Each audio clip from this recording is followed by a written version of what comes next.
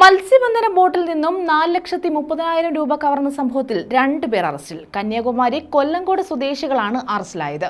കഴിഞ്ഞ 4-ന് തുറമുഖത്ത് അടുപ്പിച്ചിരുന്ന ആദം എന്ന ബോട്ടിൽ നിന്നാണ് തുക മോഷണം പോയത്. മത്സ്യബന്ധന ബോട്ടിൽ നിന്നും 4,30,000 രൂപ കവർന്ന സംഭവത്തിലാണ് 2 പേർ അറസ്റ്റിലായത്. തമിഴ്നാട് കന്യാകുമാരി കൊല്ലങ്കോട് സ്വദേശികളായ കാത്തൂർ കല്ലിടിഞ്ഞിൽ വീട്ടിൽ റെക്സോയി, കുറുമാവ് വീട്ടിൽ വിൻസ് എന്നിവരാണ് അറസ്റ്റിലായത്. 4-ന് നീണ്ടകര മത്സ്യബന്ധന തുറമുഖത്ത് അടുപ്പിച്ചിരുന്ന ആദം എന്ന ബോട്ടിൽ നിന്നാണ് പണം മോഷണം പോയത്. ബോട്ടിലെ തൊഴിലാളികളായിരുന്നു റെക്സോയി.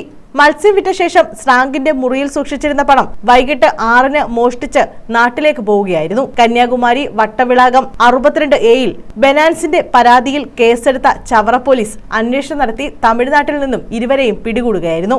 കന്യാകുമാരിയിലെത്തിയ റെക്സോയി സുഹൃത്തുക്കളായ വിൻസനെയും മറ്റൊരാളെയും വിളിച്ചു വരുത്തി പണം ലഭിച്ച വിവരം പറഞ്ഞു. തുടർന്ന് കവർന്ന പണം ഉപയോഗിച്ച് സ്വർണം, സെക്കൻഡ് ഹാൻഡ് കാറ്, ബൈക്ക്, വില കൂടിയ മൊബൈൽ ഫോണുകൾ, വിലപിടിപ്പുള്ള വസ്ത്രങ്ങൾ എന്നിവ വാങ്ങുകയും ചെയ്തു. 3-ാം പ്രതിക്കായി അന്വേഷണം തുടങ്ങിയിട്ടുണ്ട്. പിടിയിലായവരെ റിമാൻഡ് ചെയ്തു.